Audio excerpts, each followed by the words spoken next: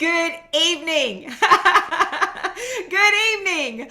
I'm Pamela Waldrop Shaw, and I want to welcome you to the 5th annual December 26th Goal Setting Live, and thank you for joining me. If you have a personal Facebook page or group or tribe you support and encourage, I hope you'll go ahead and hit that share button and forward to as many of them who you believe might benefit from the New Year goal setting conversation.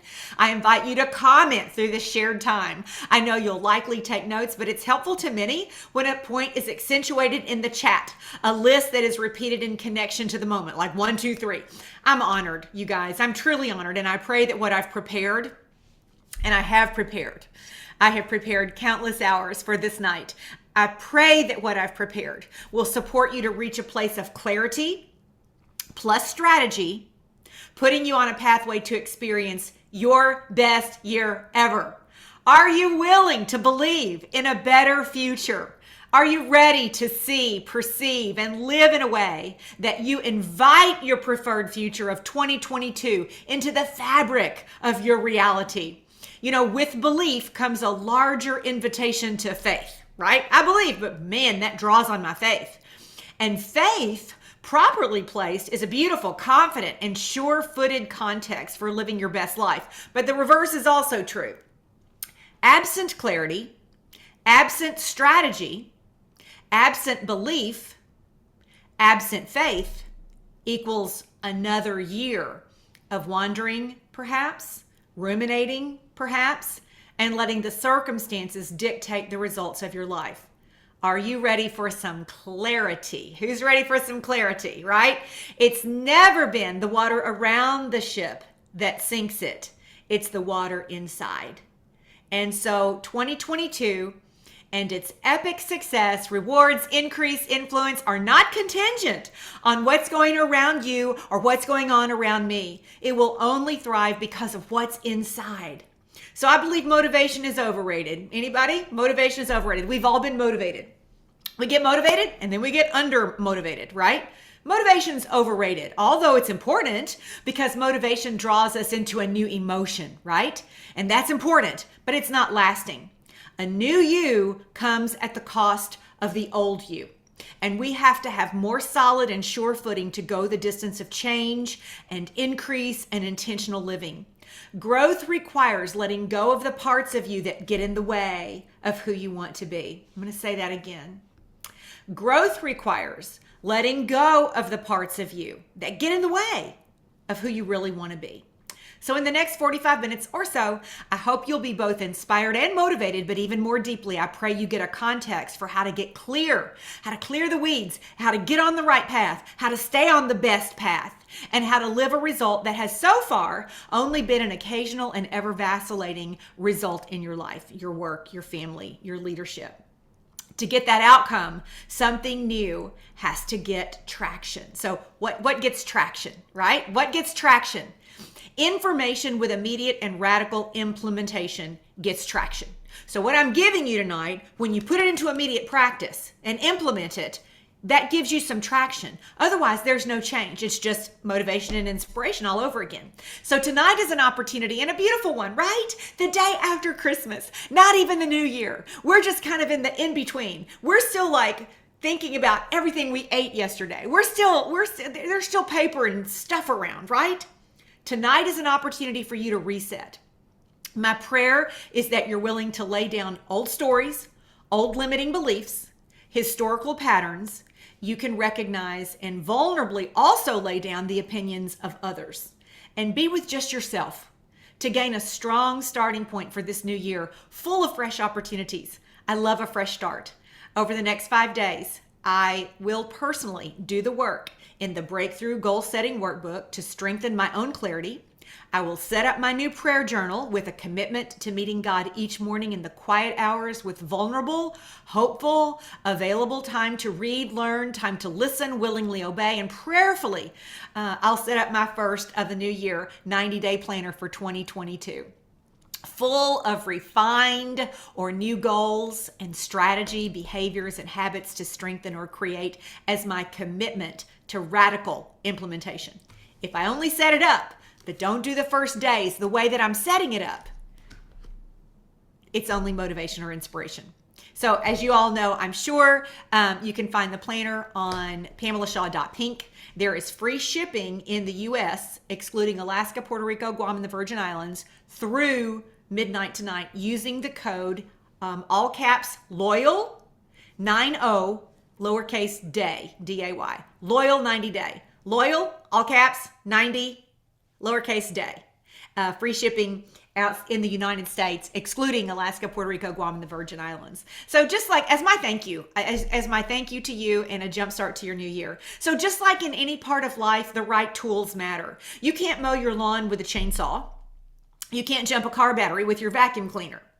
You can't build a house using duct tape, right? A chainsaw, vacuum cleaner, and duct tape, they all have remarkable benefits and qualities to do the job they were designed to do. But until you set out with a shifted mindset, using tools that have defied the test of time, you will likely repeat patterns, habits, and behaviors of your past. Unlike countless planners and workbooks out there, mine have evolved and have been edited through the blood, sweat, and tears of my own life journey. Intentional growth and success outcomes. I didn't design one of them for the purpose of selling something. Rather, for me, my commitment to personal, professional, spiritual growth and advancement. I shared them after repeated results. If you want a shortcut to goal setting and a free download instead of the breakthrough workbook is a PDF form in lieu of the workbook, you can find that on pamelashaw.pink/downloadables if you enter that into the browser. So maybe you've already done some pre-work from that sheet or the workbook prior to now. There's something so fresh, right? Releasing in a new piece of paper or tool when you have a stake in the ground, benchmark, fresh start. I hope this gives you confidence in the message to follow. As you invite your belief into your better future, we're going to address 7 necessary elements, and they all begin with P, right?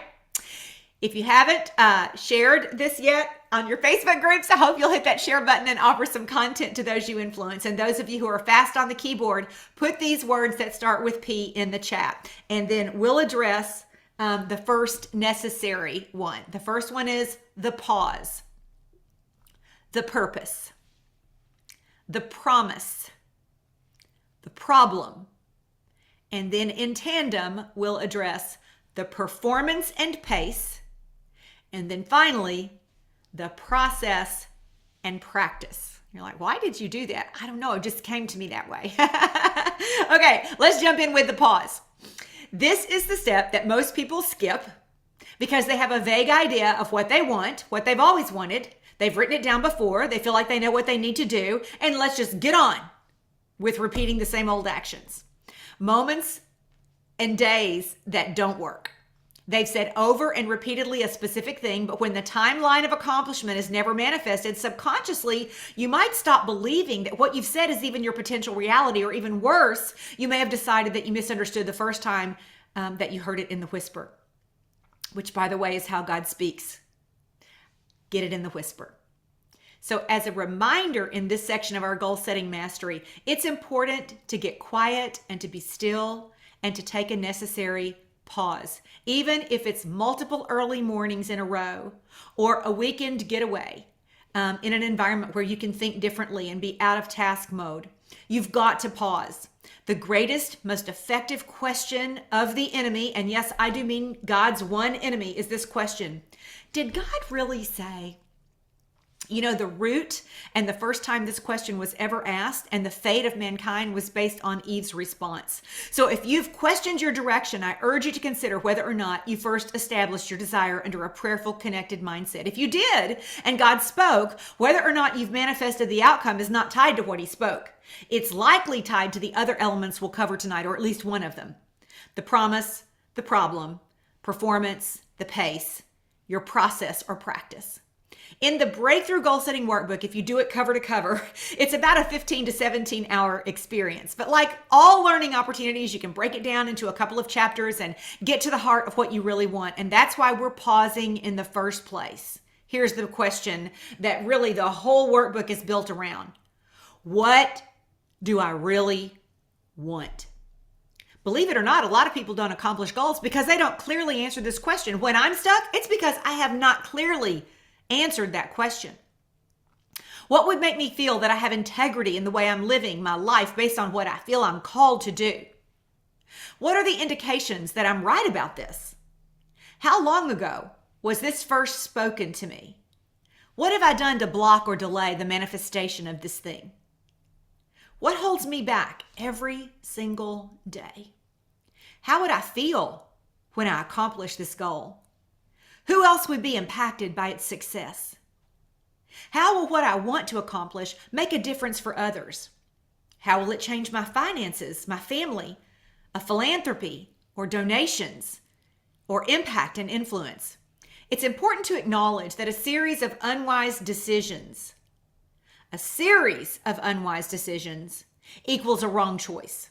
That's what makes a wrong decision. It's a series of wrong decisions. So whether a relationship, a personal habit, your job or career, your place of service, no one decision makes or breaks an outcome. It's the accumulation of decisions, the accumulation of bad choices, the accumulation of procrastination that equals a wrong decision. No human being is perfect.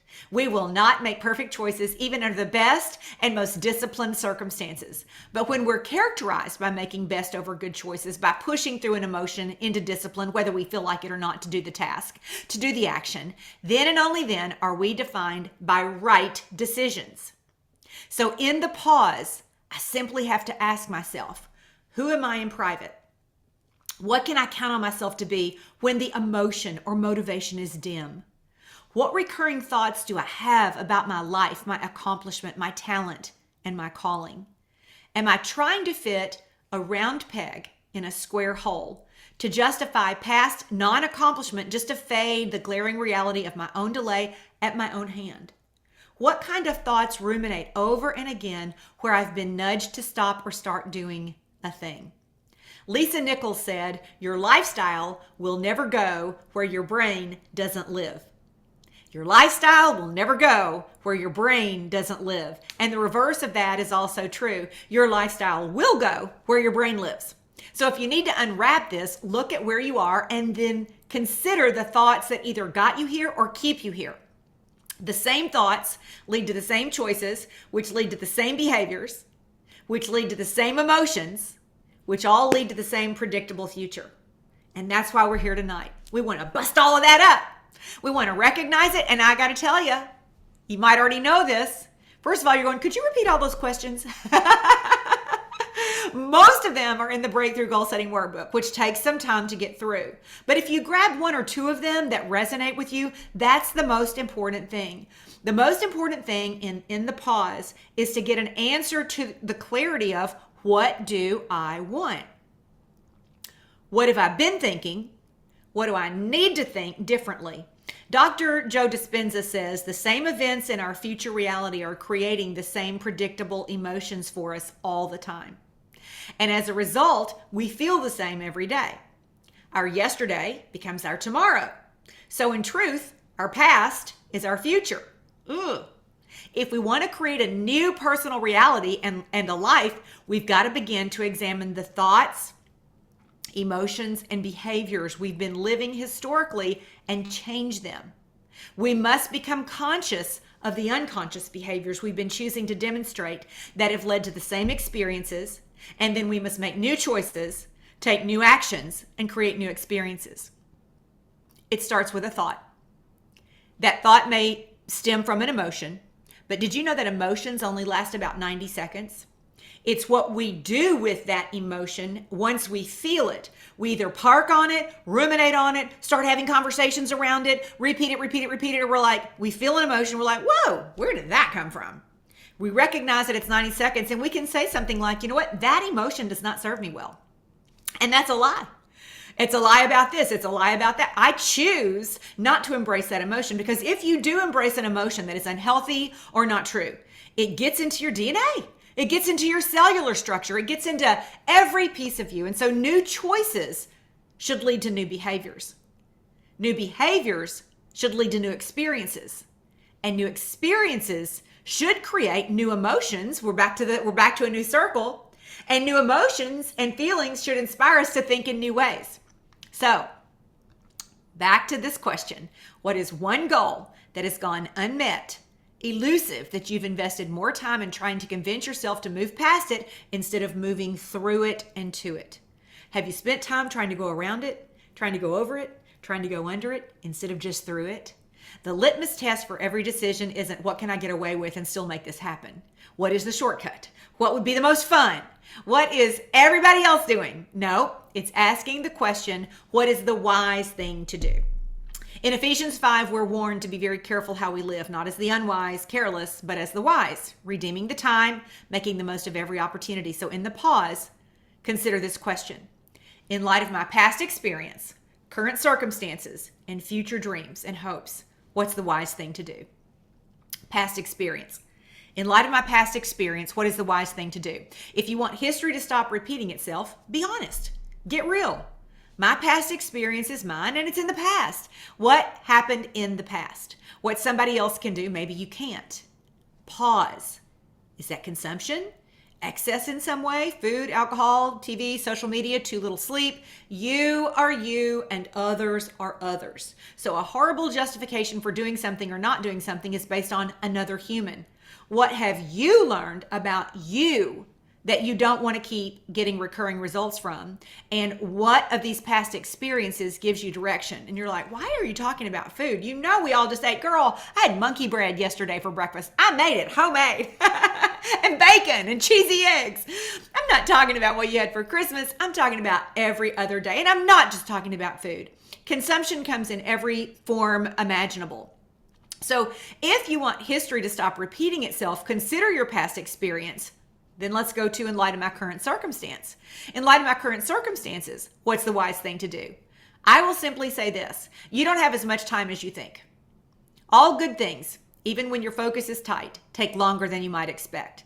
This is why you must stop procrastinating. Your seconds are connected to seasons, and seasons, they come in waves. There is an art to knowing what season you're in and recognizing transitions. Time is limitless, but your opportunity to seize it is limited. The fast passage of time is a reality, and so in light of current circumstances, is waiting for a better time, for your kids to be older, for the world to return to normal, for your marriage to get easier, is that really a wise choice? In light of my future hopes and dreams, what's the wise thing to do? What a tragedy for you to trade in tomorrow for something today that you will not have tomorrow. We all have likely thrown away future hopes and dreams under the context of, well, I'm just too... You finish the sentence. Too old, too young, too late, too fat, too insecure, too wounded, too negative, too. Again, greatly deceived. Considering biblical saints who've gone before us with all the physical human obstacles imaginable, age, size, all the things, outcast. Nobody starts out in a decision to fail. It's the following areas where failure creeps in. But for now, in the pause, what is your one thing? What one big goal whose success would impact all other goals? What would make 2022 your best year ever? What 5 things would make the next 90 days your best ever? These 2 questions are at the front of every 90-day planner. Make your list, prioritize in the pause. Clarity is the foundation for the pace and magnitude of accomplishment, because this clarity will formulate your yes and your no for every other decision. Many good things vie for your attention and time. Many good things. After a growing faith and in time with God and your family, what's the one thing that means the most to you? How will you write it? Speak it, share it, affirm it, stick with it. Decide in the pause. Okay, so that's the first one. Hopefully you understand the value of not just hearing what I'm hearing and taking notes, but on taking time to create the pause. Get up earlier in the morning. Stay up later tonight. Isolate yourself at some point in the next couple of days. But in the pause, take that information and make a decision and gain some clarity. If you don't, and we're into January, and then the 10th, and then the 20th, and then the 30th, and then we're into February, can you believe that we just did this 1 year ago? It's so important to gain clarity, and the only way you'll gain it, instead of just assuming that what you wrote down last is what you still want, go privately, go quietly in the pause and ask for either the whisper to be refreshed or to hear the one thing that you want to focus on the most this year. What one thing would give you the biggest results in all other areas? Which moves us to the next P, purpose. Purpose. What is your purpose? What is your big dream? You've already been diving into your purpose, even as we walked a good bit in the pause. But clarifying your purpose as you see it now is important. Season of life will dictate the multi-purpose consideration. If you're married, you invest in your marriage always, but differently from newlywed to 50-year anniversary. If you're a parent, you invest differently from toddler years to middle school or high schoolers. If you have young adult children, your purpose pivots yet once again. But being a wife and or mom may always be included in an integral way as you consider your purpose. I think that's a given. It's likely that you didn't get on tonight for me to give out marriage or parenting advice. It's likely that in addition to the other purposeful roles in your life, that you're considering an additional purpose, your work, your leadership. If something's been missing, it's likely this purpose we want to clarify. And there's that word again, clarity. Clarity in purpose. How do you find it? Purpose in life. Purpose gives your life meaning. What past moments, consider, have brought you great joy? What are some past moments that have brought you great joy? Tremendous satisfaction. That feeling of accomplishment. Was it a team effort? You were a part of a team that won together? Was it individual accomplishment? Was it with you at the helm driving a result? Was it a big hard goal you saw all the way through? Was it someone else's goal success that you supported and were a part of? What moves you? What makes you feel satisfied with integrity, like you're making a difference? What makes you cry? What would you regret not doing if the opportunity were taken away from you based on time, health, or age? Dr. Daniel Amen shared these questions as a point of reference for discovering your purpose. 1, look inward. What do you love to do? Now, let me quickly add, I didn't love doing the preliminary work required for me to gain promotion in my career. I didn't love it. I really did not love it, but I knew I loved to teach, to speak, and to write. God spoke to me that I would get to do more of that, teaching, speaking, and writing, but that I would need to leave education and build on the pathway I was on more loudly, doing many tasks repeatedly in order to get to teach, speak, and write. So sometimes what you love to do will be preceded by work you don't love to do, but are a part of the price tag for your ultimate love to do. Does that make sense? So look inward. What do you love to do? And then number 2, look outward. Who do you love to do it for? And then number 3, look back. What has been rewarding, a highlight reel, fulfilling? And then number 4, look beyond yourself. Where does your heart leap? Where does it beat faster? And then number 5, look to the end.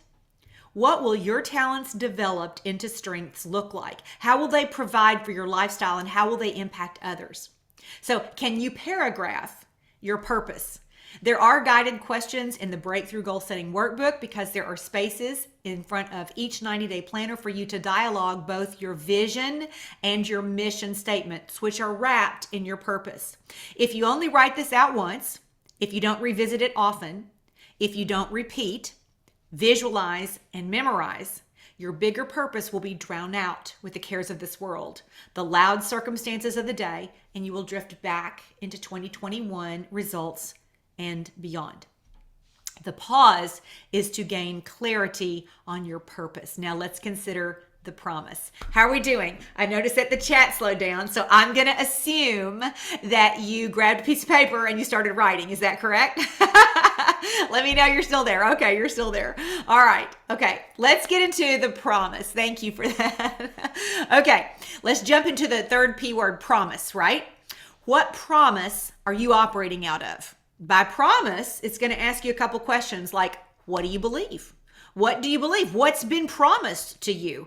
As a believer and follower of Christ, I stack my most significant promises on His Word. How all this ends, right? But abundant and eternal life starts here and now. Eternal life is not later when we die. Eternal life is now into then. Abundant life isn't later. Abundant life is now into eternal life, right? It may look like one and then the other, but really it's all one linear timeline. So to what promises do you hold on to?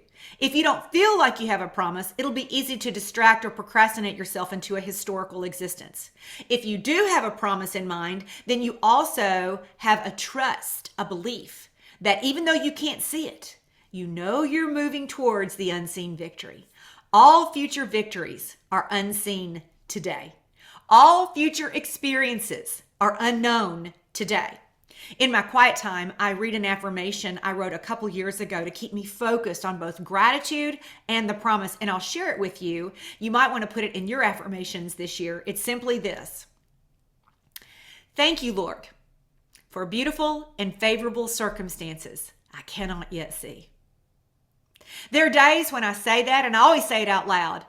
First of all, I wake up around between 4 and 4:45 every morning like clockwork. I know. I just wake up. But that is one thing that I say out loud, because when things are tough, when the world is crazy, when I don't feel like I'm advancing in a direction in the promise that I feel that I have heard and that I'm working towards, I just simply say, I already acknowledge I can't see it all, right?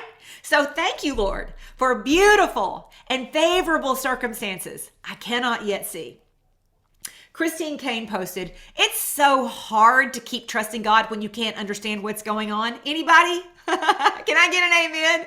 When you feel he's forgotten you, when you feel done, overlooked, when you feel like you've ended up being collateral damage in some situation, when you feel something is unfair, when you feel betrayed, when you feel like faithfulness is overrated. Anybody?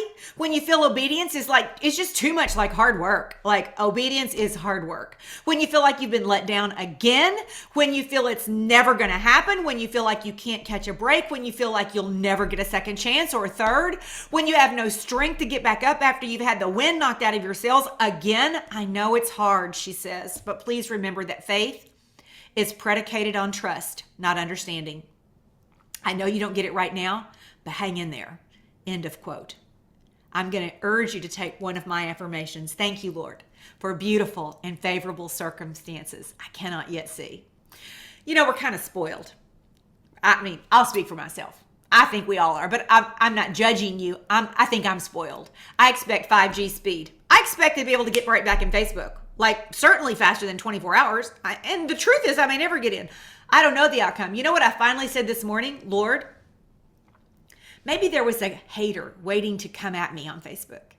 Maybe there's a reason you blocked why 10,000 people can't see it tonight, and why, ironically, 777 registered to see it tonight. I didn't know that this morning. It was just another God wink tonight when I looked at the number 777. I was like, okay, I trust you. And I still trust him. I want to get back on Facebook because I've got so much good content there and beautiful pictures. But if I never do, it's not going to bend me out of shape. I would like to. But back to my point, we're kind of spoiled. We expect 5G speed, nanosecond answers, flip the switch results. We move so fast that any slower timeline causes our faith to fade and our motivation to wane. Our validation of being good or not so good, influential or not so much, is often based on the number of likes we have on a post. Often from people we don't know, who we're not doing life with, and who we aren't called or connected to lead. Our promise is connected to a future which is connected to a vision, which without we, all people, will perish. Get that? Anybody? In the past 2 years, did your vision fade? Get lost? Did you get lost in the past 2 years? In the past 2 years, was there a moment or a day or a week or months or a window of time or a lot of time that you felt like you had faded? Like you were just a shadow of who you've known yourself to be? Like, will I ever feel, look, or behave in the way that I did before? Absent vision will do that, but a clear, repeated, visual, spoken promise will strengthen needed vision. You've got to visualize a future and a hope. If you've lost it, go back to the last thing God spoke to you, to your last season of obedience. Even if it was hard and you don't want to do it again, go back. Your emotions can and will hardwire memories. Dr. Joe says, and I quote, every time you make a decision to believe in your future with that level of energy, you're sending out a big signal that creates big ripples in the quantum field, which there is a quantum field. If you keep doing it enough times, sending out the future, sending it out there and keeping your energy high, if you keep doing it enough times, you're conditioning your body to a new mind. You're combining a thought and a feeling, an image and an emotion, a stimulus and a response. This is how you condition your brain and body to a new future. God promises us refreshment, reinvention, the ability to capture and renew our thoughts. That's the biblical truth. And in the scientific realm, in these moments, you're giving your body a taste of the emotions of your future, and you're branding it neurologically in your brain. You're remembering your future. You're aligning your brain and body to a new future. And because the environment signals the gene, and the end product of an experience in the environment is an emotion, you're actually signaling genes ahead of the environment. I know that sounds like maybe pretty heavy and kind of pretty far out there. But the reality is you're changing your genetic destiny by becoming your future and biologically identifying yourself as a new personality when you stay in that future vision. This is how healing and growth begin. The mind-body connection in its ultimate form. Don't believe me? Okay. How long have you been stuck? How long have you been saying that you're going to, or that you mean to, or that you truly have an idea of who you want to become? Yet you stay the same. You remain the same, in the same emotion, and you let go of an optimal promise. How do you stay the same? How do I stay the same? I think the same thoughts. I consume the same foods. I talk to the same people. I watch the same shows. You scroll the same posts. You ruminate on the same failures. You dodge efforts that could change your outcome, and you remain the same. So isn't it just rational as a critical thinker that if you imagine a new future, you have a different conversation, you hold on to a promise under a different context of possibility, that you will get a different outcome? What is your promise? If you want to create a new personal reality, a new life, you've got to begin to examine the thoughts, emotions, and behaviors you've been living by and change them. This practice, and only this practice, will usher in your true promise. New choices should lead to new behaviors. And new behaviors will lead to new experiences. New experiences will create new emotions. And new emotions and feelings should inspire us to think and believe in new ways. The promise. If you're having a hard time writing down or considering your promise, what if you thought differently? What if you stopped doubting? What if you stopped defining certain experiences or efforts as failures, as what doesn't work? What if you had no memory of doubt about your assurance of experiencing the promise? What if you let go of your historical limiting belief or typical thought pattern? What if you didn't have a way of thinking at all? What would your promise be then? Our promise must be met with a clear intention. When we live with a clear intention and an elevated emotion, and by elevated emotion, I mean anticipation, just knowing that it is coming because of what we believe, because of what we consistently do in faith, then we can and will move beyond any obstacle we have casually allowed to interrupt our success journey. This is work. So if you're just joining us, I hope you'll share this live with your pages or groups or profile page, which moves us to the next word, P, problem. Problem. Interesting, life has always been uncertain, right? It's always been uncertain, but uncertainty got louder during our C19 journey. So see, I'm going to use words like C and V. I was on Facebook prepared not to get canceled. Is that so funny? So what was before reasonable expectation? Freedom of choice, freedom to move about, freedom to think differently from family and friends under an umbrella of acceptance and tolerance took on new labels, safe and unsafe.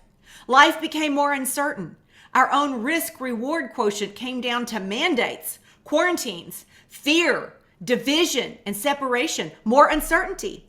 If I didn't have another problem in the world, COVID became the loudest, the most newsworthy, the most posted, the most controversial, the most polarizing, the most political issue of our lifetime. And at the same time, during this season, in the past year, ready? There are 660 more billionaires in America than a year ago. And of those who existed, 86% of those billionaires got more wealthy. Luxury car brand Rolls-Royce just had its best quarter since it was founded in 1906. The company delivered 1,380 cars in quarter one of 2021, increasing sales by 62% over last year. Things that make you go, I don't want to undermine all we've navigated. All that has been lost, what we've overcome, problem solved in the past 2 years. Quite frankly, we have been extraordinary. We have flexed our innovation muscle. We've increased our grit. We got really good at technology. We pivoted in our homes. I mean, please tell me, when else do you think I could send out a few posts and ask a few friends to help out and in less than 24 hours, move 777 people to this platform? I mean, we're really good at technology now. We've pivoted in our homes, in our businesses, in our families and friendships. We found new ways of doing things that will come with us into 2022, making our number of connections more vast as we build on what we know about deepening those connections. Without rehashing the multiple ways we made choices, good and bad, our swift or delayed response to change, can we just say we learned a lot about ourselves, about our values, our beliefs, our families, our businesses, each other, about our country. And since we haven't stopped hearing the C word or the V word, it's good indication that we're still navigating the season. I do want to say loud and clear that with every opportunity, with every problem, there is opportunity. With every problem, there's an opportunity. I also want to say that who and what you believe is even more important than what's happening. My best advice is to turn off any voice or narrative or app that is repeated on multiple networks. If you could turn from channel to channel to channel to channel and hear the same thing, turn it off. Unless you want to live in fear, divide your family and friends, be politically motivated as your source of emotion, you've got to guard your heart and mind. You know, when 9/11 occurred, I got countless calls from people because they knew I was not a consumer of news. So if news was a bad idea in 2001, I will assure you 20 years later, news as a habit on any channel is a bad idea.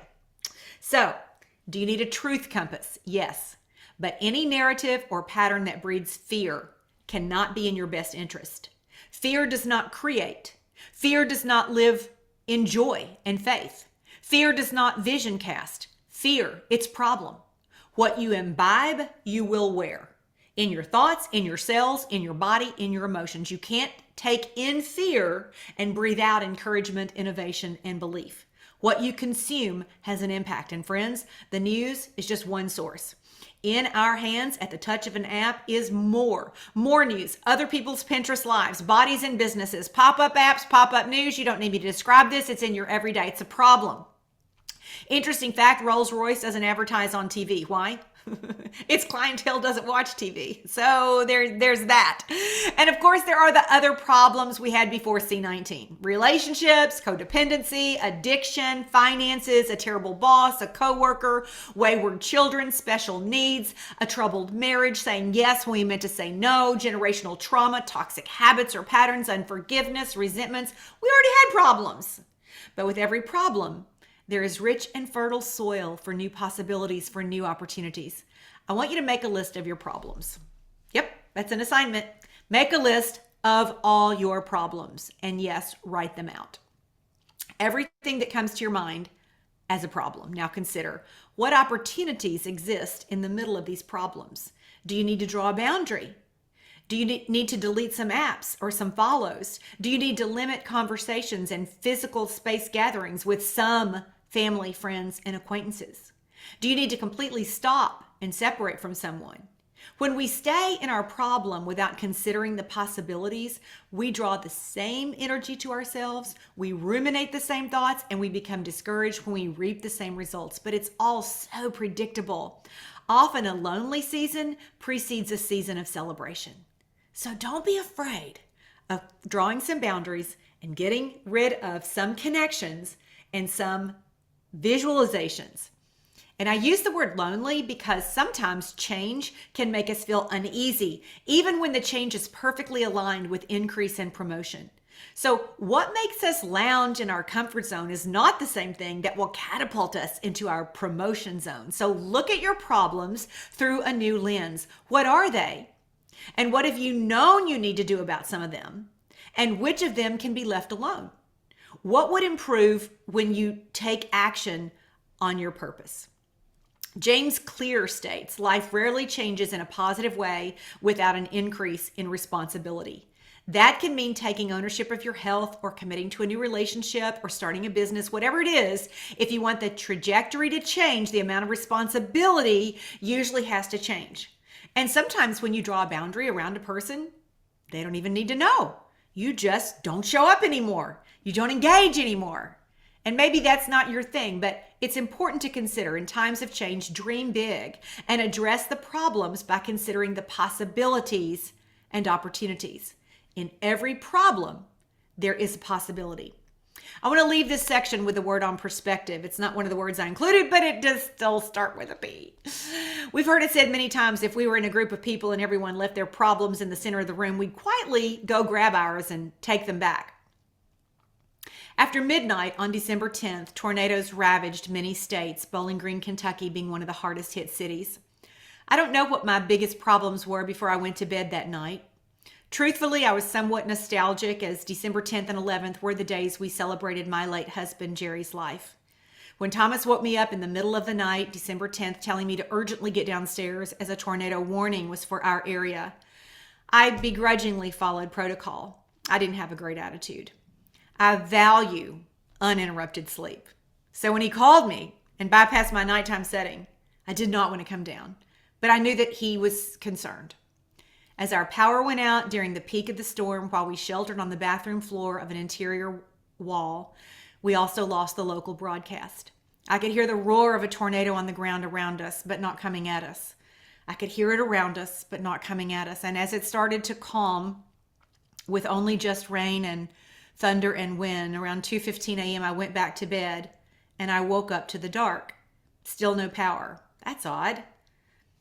I've never been without power here in 27 years for over 2 hours. Well, first order, fine coffee. But I had no idea what I would find at the end of my street.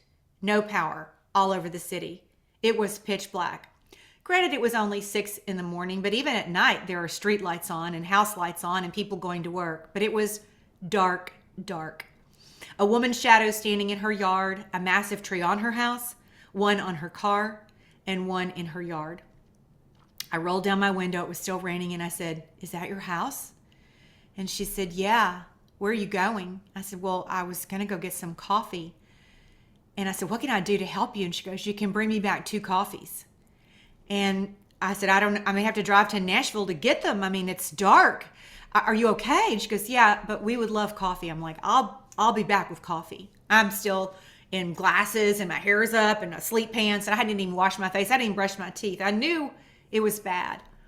And not to walk you through this long version of this experience, I did find coffee, and I came back and brought her 2 coffees. I got 2 for myself, and I brought her 2, and helped her move some things. And I don't want to walk you through the long version of our tornado experience. It was mayhem. It still is. But after 2 weeks, my city, although making progress, we're still in shambles. There was complete destruction of home, property, businesses, and life lost. In the state of Kentucky alone, 75 deaths. Needless to say, the perspective of my problems greatly shifted from Friday to Saturday morning, and still. As an aside, thank you to those of you who've donated to the GoFundMe I set up on this page. I'm in communication with the resources department at Moss Middle School, where the hardest area was hit, and I will be finding my family this week to gift on your behalf. I will update as we distribute every dollar of those generous funds. So let me ask you again, what's your problem? What's a real problem? What's your perspective, and what's your opportunity? All right, let's move to performance and pace. Let's reestablish you agree you are not your performance.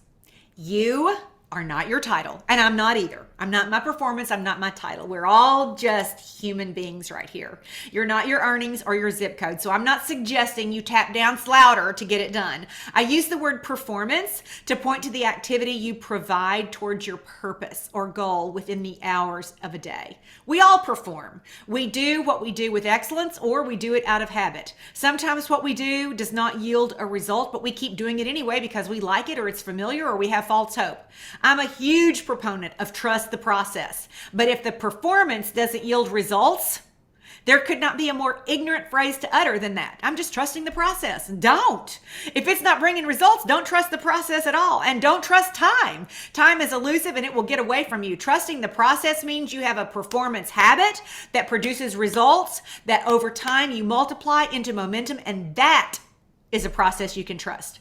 So what is your performance? What would the best in your business, industry, or job say your performance is? This is where many of us either don't want to hear the truth, we don't want to deal with our unhealthy issues, or we just don't want to change. But it's in our performance that blind spots rage.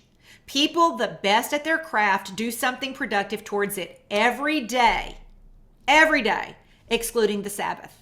They may invest 40, 50, 60, or more hours a week consistently, partly because that's what it takes and partly because they love it so much. Many people good at their craft don't even put in a 40-hour work week. In fact, this is where I would start. How much focused and intentional time are you giving to your purposed goal?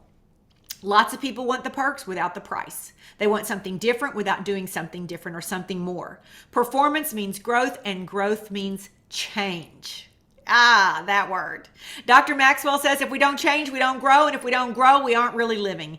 Growth demands a temporary surrender of security. It may mean giving up familiar but limiting patterns, safe but unrewarding work, beliefs no longer believed in, relationships that have lost their meaning, and lessons learned that cannot take me to the next level of living. End of quote. The growing leader is a leader in performance mode. People don't just grow one-dimensionally. I want to tell you something. If I'm growing in my health, my gut-brain health, my nutrition, wellness, exercise, BMI, aware and tracking whole foods, lots of veggies, it's unlikely that I'm a slob at work. If I'm improving my sleep by getting in bed at the same time, dropping all the blue screens an hour before bed, a dark room, well thought out bed, well thought out pillows, linens, blackout curtains, temperature at 65 or lower, it's lower for me, about 62, it's unlikely that I'll be reckless in my food. If I'm scheduled and disciplined to tack the most important income producing activities in my work, it's unlikely I'll be a slacker in my home responsibilities. If I'm growing spiritually, I'm unlikely leaving a hurricane of relationship issues or drama in the wake of lifestyle.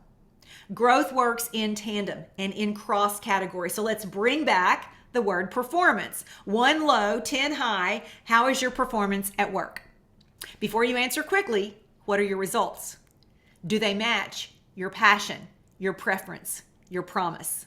Will these results in accumulation over the next week, over the next month, and the first 90 days of the new year, will those habits, that performance, take you where you want to go? So now come back and let me ask again, how is your performance at work? 1 to 10.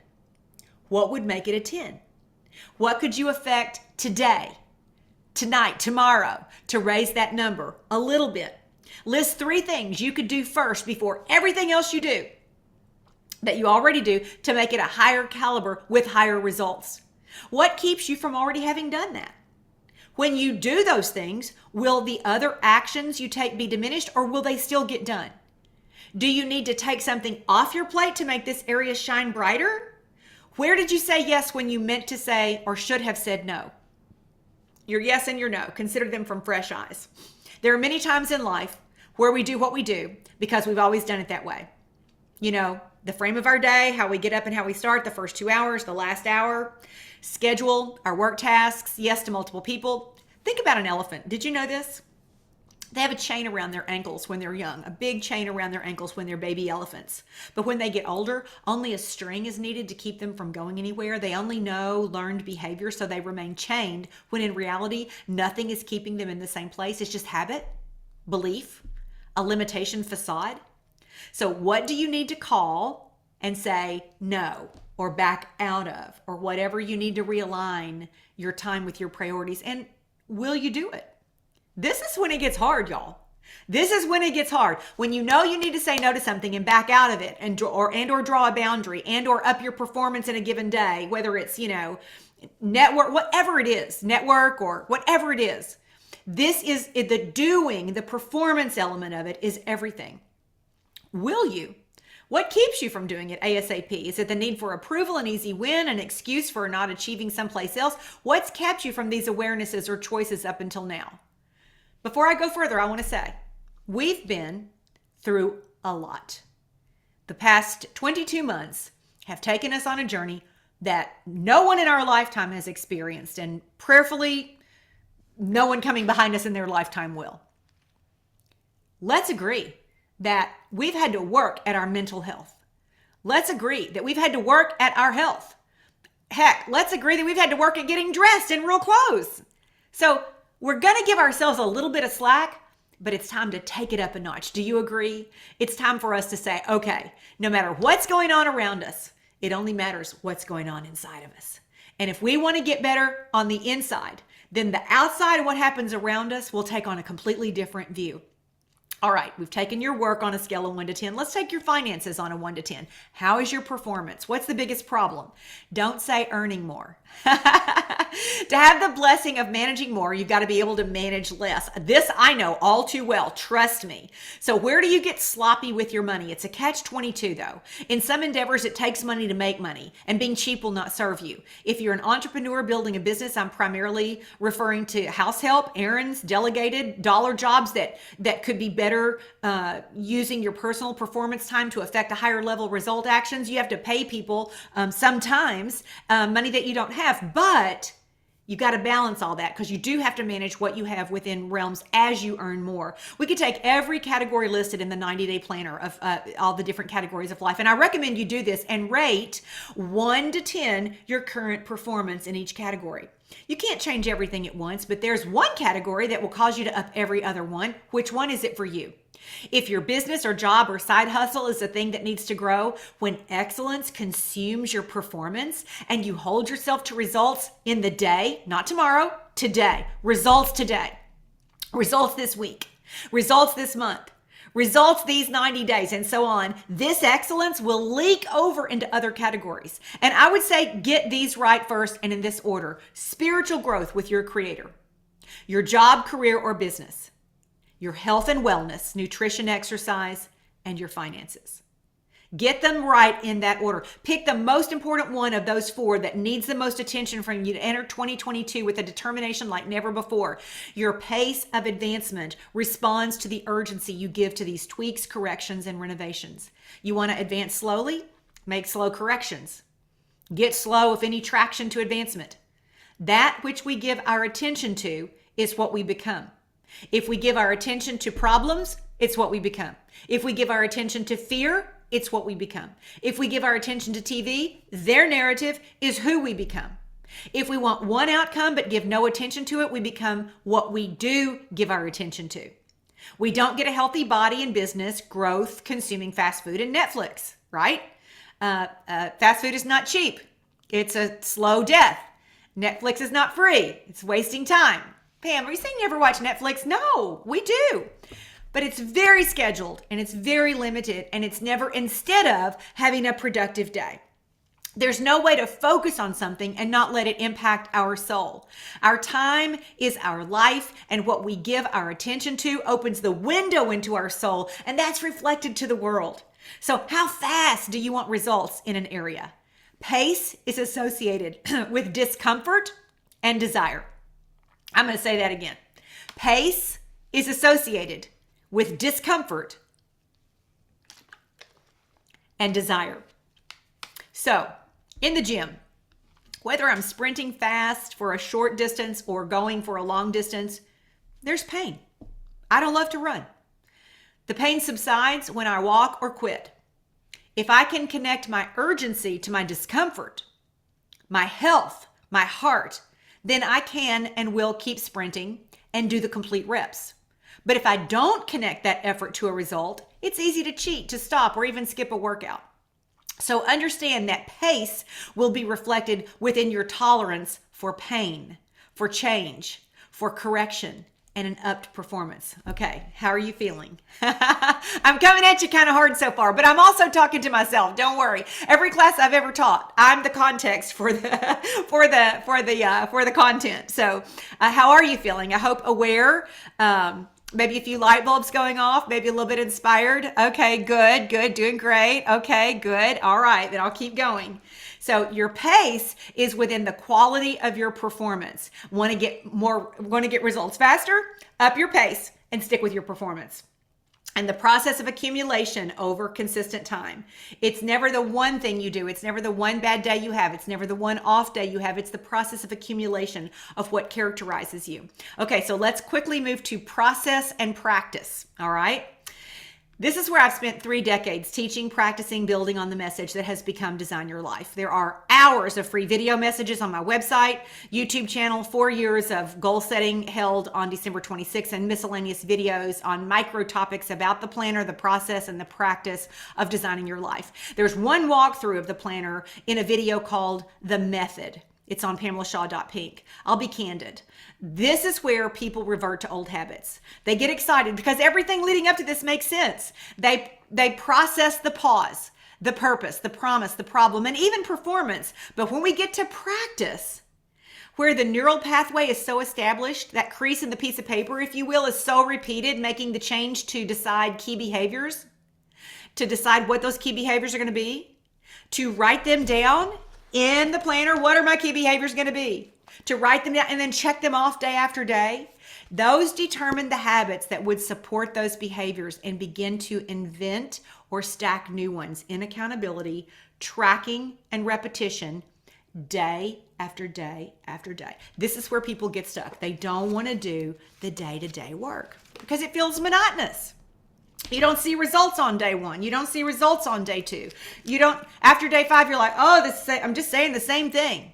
So many return to their old date book for this reason. And be clear, I'm not saying at all that you have to buy my 90-day planner to execute effective change. I am saying it is tedious, repetitious work, and it requires accountability and tracking to go the distance.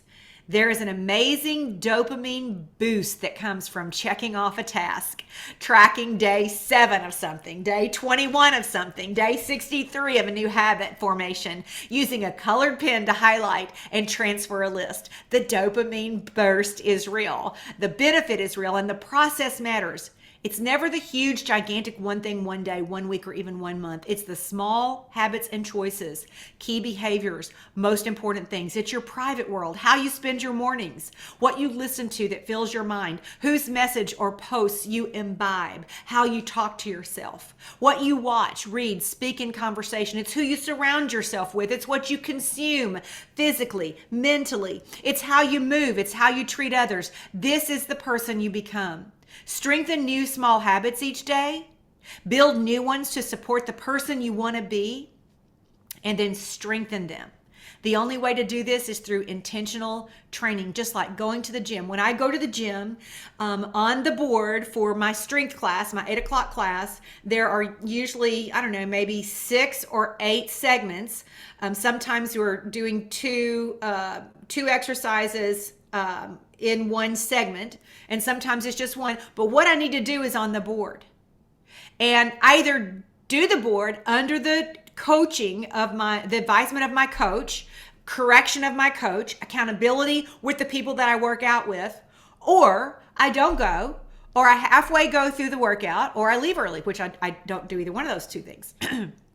I consistently go Tuesday through Friday and then grab another workout or walk somewhere in between, or your hot yoga in between. Intentional training. So it's the same here. You write down what you're going to do, and then you do it, and you mark it off, and it doesn't have to take all day. My workout takes an hour. Your power hour would be just an hour. So the practice of designing your life, it's not a list of to-do that builds you. It's the clarity of who to be that will redirect the sails of your ship. We achieve inner peace when our schedule is in alignment with our values. If we don't use a schedule, then life happens to us instead of through us.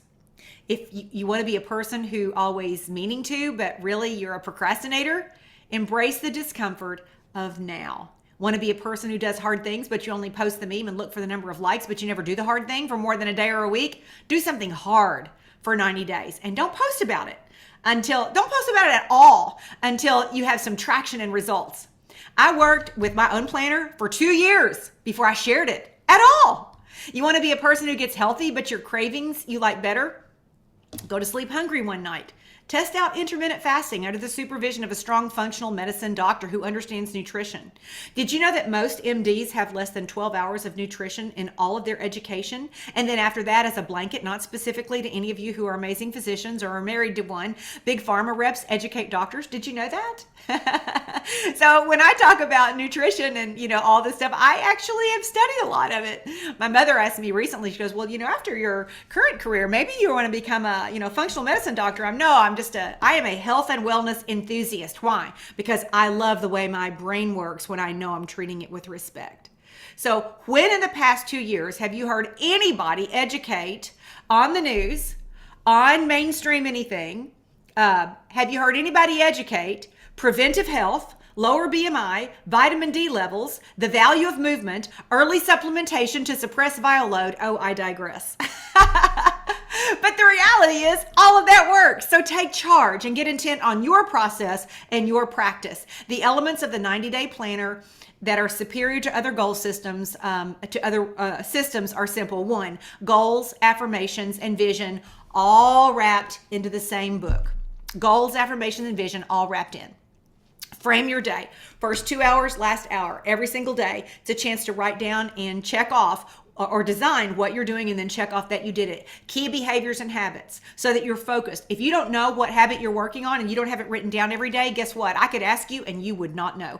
That's how quickly we forget. So key behaviors and habits. Number 4, the space between 7 days. There's your money. That's where everything makes a difference. When you get into the middle of at the end of a 7th day and then you reflect and you recalibrate and you redesign the new week, that space between 7 days focuses you on your goals. You go back and you look at your goals actually 52 times a year, and then you rewrite them 4 times a year because of the design of the book. And then of course that 5th element is writing it out every 90 days. It keeps you focused on what you say that you want. You have to set the stage for change. I will set up a new planner for January 1, even though I've got days left in this one. It signals for me a new year and time to seriously revisit the goals, timelines, priorities, and all that's contained in it. I will pencil in my goals without looking at my old planner. I'm just going to see where my heart and mind go when I first write it out. And then when I get it penciled in, I'm going to look at my other one to see if there's anything there that either I forgot about or that I just want to let go of. And then I'll come back and make it pretty in color. If you remain the same person, it's unlikely you can grow to hold the advancement of an elevated goal. So we have 5 days left in 2021. I'm going to give you a challenge. Are you ready? I'm going to give you a challenge. It's 5 things in 5 days. Here are 10 starters to choose 5 from, or from your own choosing. They don't have to be from these 10, but I'm going to give you 10 things that you choose 5 from, and I'm going to challenge you to do 5 things a day for 5 days. And at the end, I'm going to also add, or 10 things a day for 10 days, or 5 things a day for 10 days. But at the very minimal effort, I want you to do 5 things a day, hard, for 5 days. Ready? Okay, here's the first one.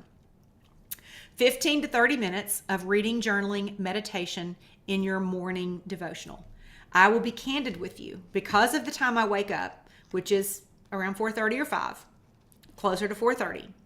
I don't have to get dressed to go to my workout until 7. So that's a long quiet time.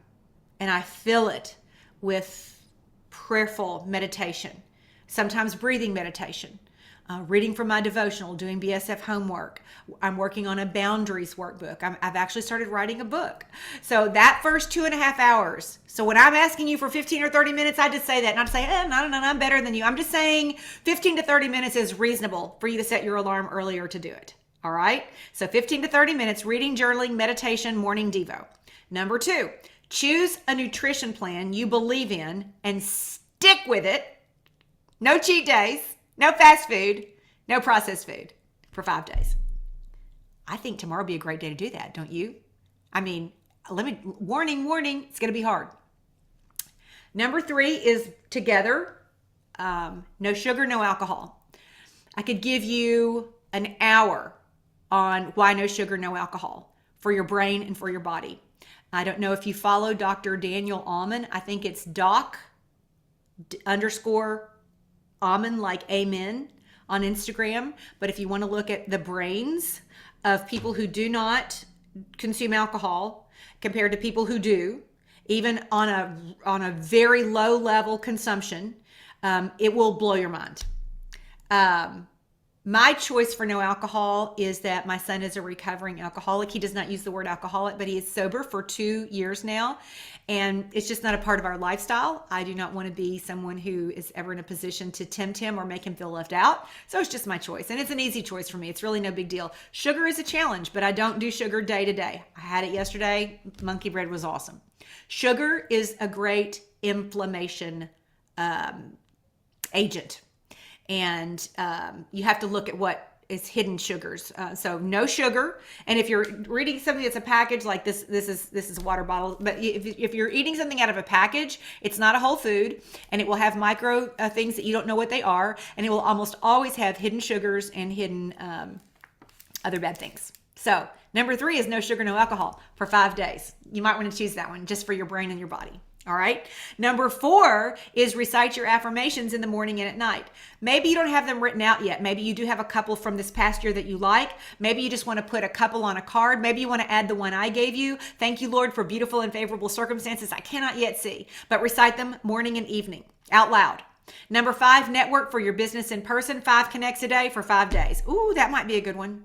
Number 6, 60 to 80 ounces of water a day. Oh yeah, I've got a big, it's called a hydra jug or something. And it tells me, 8 a.m., 10 a.m., 12 noon, halfway. I brought this up here just because it was easy and I meant to bring a cuter tumbler and a straw, but that's what I had. Number 7, read Audible or podcast for 30 minutes a day. Educate yourself for 30 minutes a day. Number 8, move for 30 minutes. Walk, get in the gym, or some other workout. Number 9, do 1 or more things each day that you'll thank yourself for. Make your bed, restrain texting or response, take a social media vacation or put some limitations on it, create a fresh boundary. So one thing within all that you would thank yourself for. Make your bed, restrain from a text or a response. You don't always need to get in the last word. You don't need to get into a battle on Facebook. You can't get in a battle with me. I can't read it. So, or you could get in a battle with me. I still wouldn't be able to read it. It's kind of funny, not funny, right? Social media vacation or some fresh boundaries. And then number 10, take a picture of your face and body before you do 5 days just to see if you see a difference in 5 days. And then again in 10. So the challenge is to do 5 or 10 things for 5 or 10 days. New healthy habits take time out of your existing schedule and you have to create space. But you know what they do? They interrupt your pattern. They interrupt your pattern because you're like, how do I stop thinking that thought? I have to do it myself. And physically, when I'm ruminating or thinking a thought that I don't want to think or going down a rabbit hole or having a conversation with someone that I'm not going to have, I have to go, whoa, capture that thought. The Bible says, submit to the Lord and flee the enemy. So I'll capture that thought and I'll go, Lord, I submit to you. I want to exude the fruit of the Spirit: love, peace, patience, kindness, goodness, joy, goodness, and self-control. I do not want to be having the rumination of these thoughts over and over again in my mind. So I submit to you and I command that the enemy flee, that he go back to hell because that's where he's going to end up. And I ask you to cause him to flee on my behalf. Just stop and pause. I talk out loud a lot in my house. You got to create space. You got to book yourself for new tasks and new habits and treat them like you would your hair color or any other important appointment. This is a baby step. 5 things in 5 days, 5 to 10 things in 5 to 10 days. You choose. This is a baby step to learn to trust yourself, to make the changes you'll want and need to make to experience your purpose and your promise. And only when you trust yourself to take action towards results are your affirmations even effective. Otherwise, you don't believe a new goal and the affirmation is actually damaging. So are you willing to take 5 to 10 things in 5 to 10 days and take that challenge of your choice and build some trust? It's looking like yes. It's looking like a yes. Okay, I'm liking it. Are you willing to put forth more and more consistent effort to quality growth? When you're born, you look like your parents. When you die, you look like your decisions. It won't be their fault. It's not your spouse or your ex or your bossy sister or your boss or your disagreeable neighbor or your fallen pastor or your wayward child. Nope. The person in the mirror is who holds the key. What you do repeatedly over time is who you become. I'm going to wrap it up with just this. In his book, Miracle Equation, Hal Elrod brings the success of your goal down to 2 elements: extraordinary effort and unwavering faith. I use this formula on a laminated goal card per his instruction, and it's as simple as this. Once you've done the work we covered tonight in depth, set up your new planner and or goals, visuals, affirmations. This is the one you add to it and or read multiple times a day. First, it simply says this. You'll need to write this in the chat or write this in your notes so that you have it. First, no longer will I. What will you stop doing that isn't serving your purpose, growth, and advancement? Is it questioning your future purpose, ruminating unhealthy thoughts, mentally debating, believing the lie of an enemy, worrying about something, comparing yourself to someone, rehashing the past, grabbing food and emotion, using alcohol to deflect unmanaged relationships and emotions without complete forgiveness? So, no longer will I, and then you list what you will no longer do. And then the second part is, I am committed to maintaining unwavering faith. I am committed to maintaining unwavering faith that I will insert the action and the goal. I'm committed to maintaining unwavering faith that I will insert the action and the goal, no more than 3, blank, blank, and blank. And then the last part of that is, and I will continue putting forth extraordinary effort no matter what. So the first part again is, no longer will I, and then you list what you're going to stop doing that isn't serving your purpose, growth, or advancement. And then the second part is, I am committed to maintaining unwavering faith that I will insert the action and the goal. And I will, and then this is the last part of it, I will continue putting forth extraordinary effort no matter what. When you combine a clear intention with an elevated emotion for that intention, you'll change your energy. And when repeated, you'll change your life. Because whatever you broadcast into the field, your future expectation, that is your experiment with destiny. Yesterday isn't looking for you. We are in the here and now. From this point forward, you're granted a grace of air in your lungs, a vision in your head and heart, and a fresh day to approach it. You must master the moment. Step out of the unknown familiar past into the present moment, into the unknown. And this is where I and you create your desired future. The brain and body live in either the familiar past or the predictable future. And when you align your unwavering faith with extraordinary effort and give clarity in the pause to your decided purpose, promise, identify the problems, up your performance, practice, and give time its reliable process to work, your predictable future becomes extremely likely. Remember my prayer of affirmations. I thank you, Lord, for beautiful and favorable circumstances I cannot yet see. Well, thank you for sticking with me tonight. If you feel your friends or groups would benefit from this message, please feel free to hit that share button so they can catch it at a later time. There are endless free trainings on pamelashaw.pink. And if you want the free shortcut to goal setting PDF, it's on that same page, /downloadables. Downloadables, ABLES. So I look forward to reading through the chat and your thoughts and your questions and comments. I hope you'll go back to my Facebook page when I repost this video, which I will get to, and update me or message me on your next 5 to 10 day experience. You're going to have to fight for your best year, but with all my heart, I believe it's yours for the taking. Let's do this, right? Oh, you guys, I'm so honored and I'm so grateful that you were on. And I just want you to know that I pray that God will continue to bless you, that he will give you his speed, and that you will keep shining your light oh so brightly. And so until we meet again.